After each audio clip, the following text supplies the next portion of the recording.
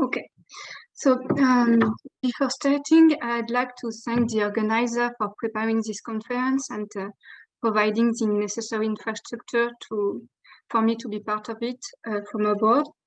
I deeply regret not being in Istanbul during the conference, and I hope I will have the chance to meet you all on other occasions. My presentation today will focus on one particular component of the inter-allied occupation of Istanbul, namely the French mission of inspection and reorganization of the Ottoman gendarmery. I will attempt to sketch an overview of the functioning, the actor, and the particularities of this mission that was described by one of its members as, I quote, discreet and somewhat effacé in the midst of those of the high-level organ of the Allied armies. The sources I rely upon come mainly from institutional archives, which are the French High Commission and the French War Ministry. The rest come from the Italian and British archives. And so the prevailing point of view will be institutional and bureaucratic, and it will obviously reflect the occupier's perspective. Nevertheless, at the end of the presentation, I will try to draw some general conclusion on what this French mission tells us about the occupation of Istanbul. So in February 1919, the French authority in Istanbul, who was the commander-in-chief of the Allied Army in the East, General Franchet d'Esperet, and High Commissioner Amiral Ahmet, undertook the initiative to create a mission to control the Ottoman gendarmery. The reason given to the Grand Vizier Tevfik Pasha was the need to subdue the resurgence of insecurity in Anatolia and to restore public order. Here is the letter sent by Ahmet to Grand Vizier in February 1990. And as we can read at this point, the idea of the French High Command was to constitute an inter-allied structure controlling the Ottoman gendarmerie and to place at its head a French officer, Colonel Foulon. Therefore, parallel to the announcement made to the Ottoman government, the British and Italian allies were asked to participate in the reorganizing mission. However, the initiative was not well received as the British authorities refused to engage their own troops. This reaction resulted from the conflict between General Mine and General Franchet d'Esperet over the respective authority in the region. We already mentioned it in the previous day. So for the British, the French general's influence could only cover Western Turkey and by no means Anatolia. Moreover, the British occupation authorities were restricting their action to the armistice implementation and were postponing any organizational decision until the upcoming peace conference. And the Italians, on the other hand, closely monitored the rivalry between the French and the British and adopted a cautious and neutral position. The Italian High Commission agreed to assign one single officer to the reorganizing mission and imposed that it would be settled in Izmir. The Italian government was in fact seeking to establish its own zone of influence in the southwest Anatolia, and they saw in it an opportunity to develop an intelligence network in the area. Thus, with the exception of Lieutenant Colonel Giovanni Battista Carosini, who was mandated to fulfill this strategic office in Izmir, the mission of reorganizing the Ottoman gendarmerie fell entirely to France and was never recognized as being an inter-allied body. So the reason behind the creation of the French mission were related to security issue and to Franco-British rivalry in the implementation and direction of occupying structure. But that said, for the French authorities, the aim was also to resurrect the pre-war International Commission for the Reorganization of Ottoman Gendarmerie, which had been directed by French General Baumann and had come to an end with the outbreak of the war in 1914. In this respect, the French occupation authorities in Istanbul shared the analysis formulated at the beginning of the century regarding the inter-community conflicts raging in the Balkans. They took for granted that the Ottoman administration was failing and that its officials, including the Ottoman gendarmes, were guilty of numerous abuse due to a lack of training, a lack of supervision, and an extremely precarious economic situation. And in this context, the European power could usually intervene through an international mission to inspect and reorganize the gendarmerie. So the mission, the French mission of 1919, used as models some projects developed and tested at the beginning of the century. There was first the Macedonian Model, led by the Italian General de Giorgis from Salonika, and the 5 powers involved divided the Macedonian vilayet among themselves and sent foreign officers to supervise the Ottoman gendarmes. Those officers worked under contract with the Ottoman government and acted as local advisors and instructors. Second was the Ottoman Model. It operated under the direction of the Italian General di Robilan until the outbreak of the Italo-Turkish War. It was then led by the French General Baumann. And in this system, extended to Anatolia, Syria, and Mesopotamia, foreign officers of different nationalities collaborate within a same sector. So by contrast, the 1919 mission answered only to the French authorities and was composed almost exclusively with French officers, unlike this previous model of international cooperation. The continuity with the pre-war experiences is undeniable, also judging by the officer mobilized within the French mission. For instance, General Foulon, who became appointed at its head, was not randomly chosen. He is described as one of the first pioneers of the reorganization. And in fact, in the summer of 1904, he joined the mission to reorganize the Ottoman gendarmerie in Macedonia and was positioned in Salonika.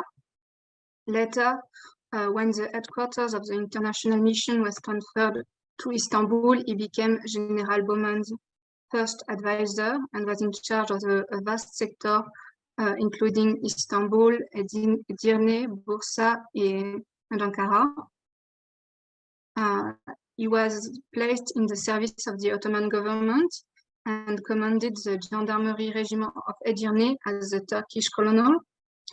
He was decorated with the Mejidi Order and was hence known in the Ottoman society as Foulon Bey and later Foulon Pasha. During the war, he was placed at the head of a regiment of Zouaves on the Dardanelles front, where he was seriously wounded in 1915.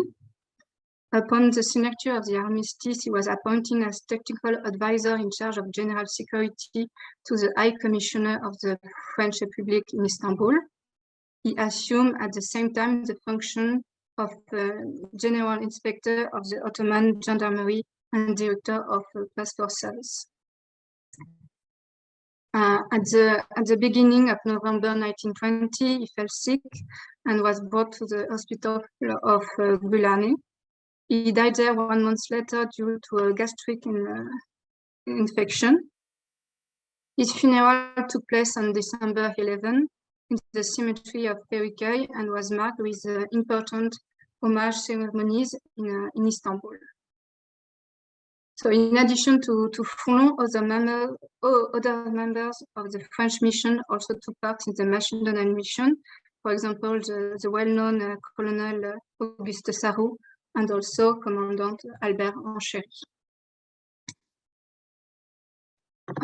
Aside from the General Inspectorate and the other office based in Istanbul, various branches under French inspection was created in local gendarmerie station of Anatolia, namely Trabzon, Samsun, Sivas, Ankara, Bursa, Izmir, and also in Thrace, in Edirne, Çanakkale, Çatalca. After the death of General Foulon, the inspection mission was temporarily headed by Commander Viet.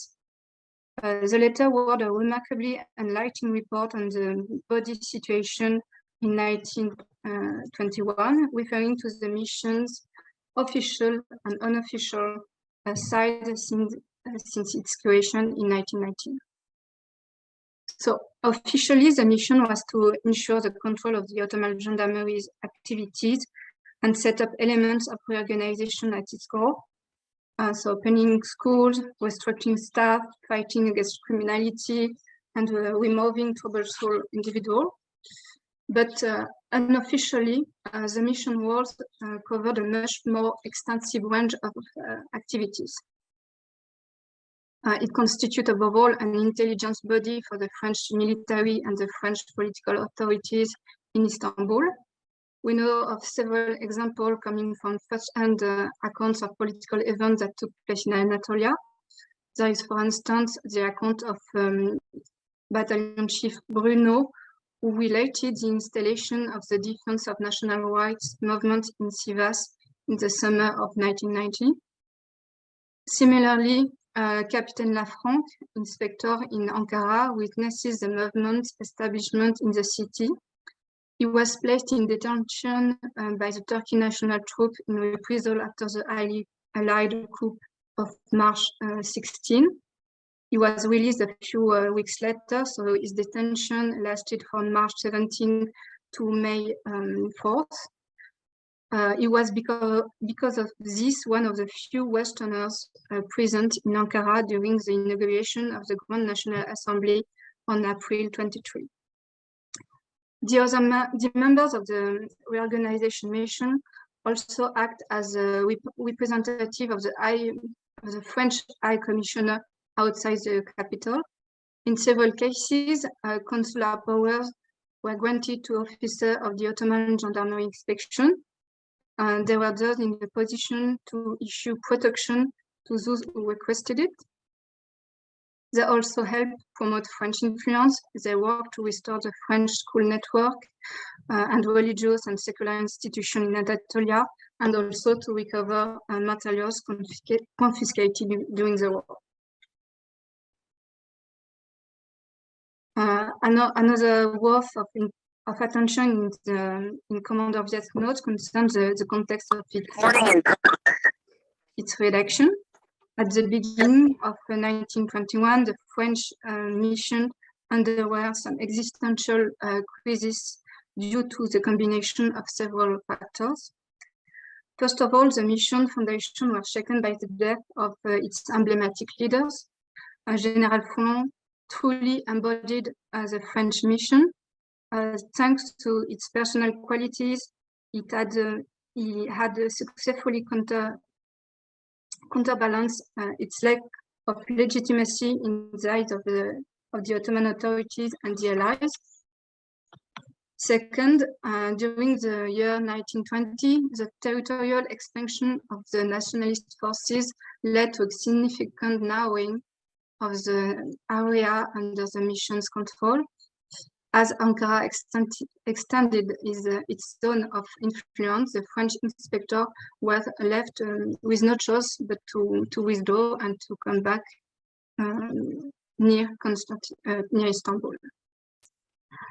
Finally, regarding the occupation structure, the end of 1920 was a period that saw the rationalization of the Inter-Allied Commission. The Treaty of Sède had laid down the foundation of the Military Control Commission, and a sub-commission for the gendarmerie was created, and its direction was entrusted to a French officer.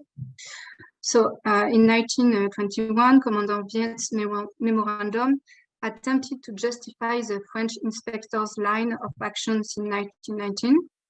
In a context where many of those officials had lost contact with the field, the aim was to find a place for them in a new system of occupation that had just been established. And the aim was also to perpetuate their presence beyond the armistice period.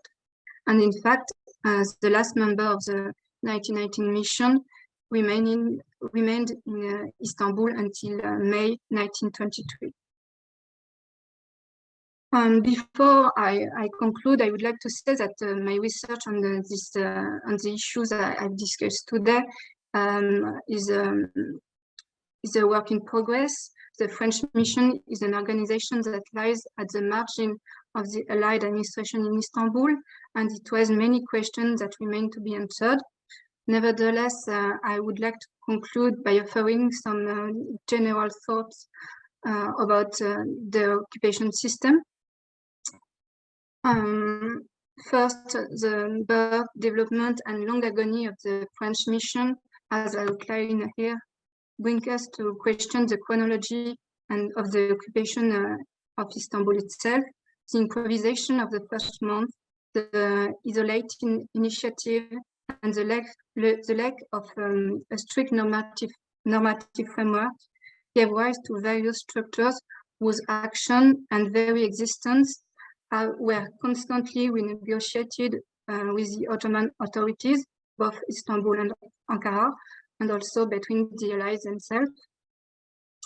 Second, the French mission illustrates also the geographical paradox of the occupation, because of the one hand, we have a decision-making center with its headquarters in Istanbul, where it must complete with a whole network of structure and interallied commission. And on the other hand, a few isolated officers were dispatched in the North Anatolia and were forced to withdraw when their presence was challenged. So with the French organization, my point is that with the French mission, we see a policy of a surgical presence in few centers in Anatolia. We also see officers assigned with multiple duties, inspectorate, intelligence, consular diplomacy, etc.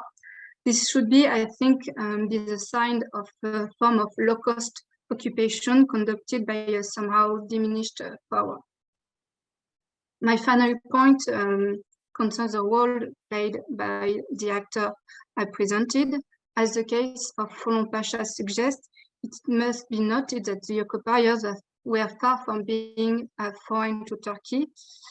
I mean that the administrators of the occupation had, for some of them, a pre-war experience with Turkey and in Turkey.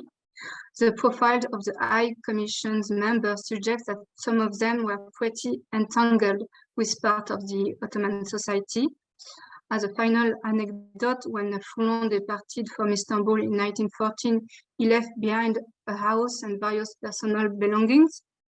So when he and his colleague returned to Istanbul in December 1918, they brought a whole history of social relationship, of material interest, of representation, of vision of the country's future, and also reform projects.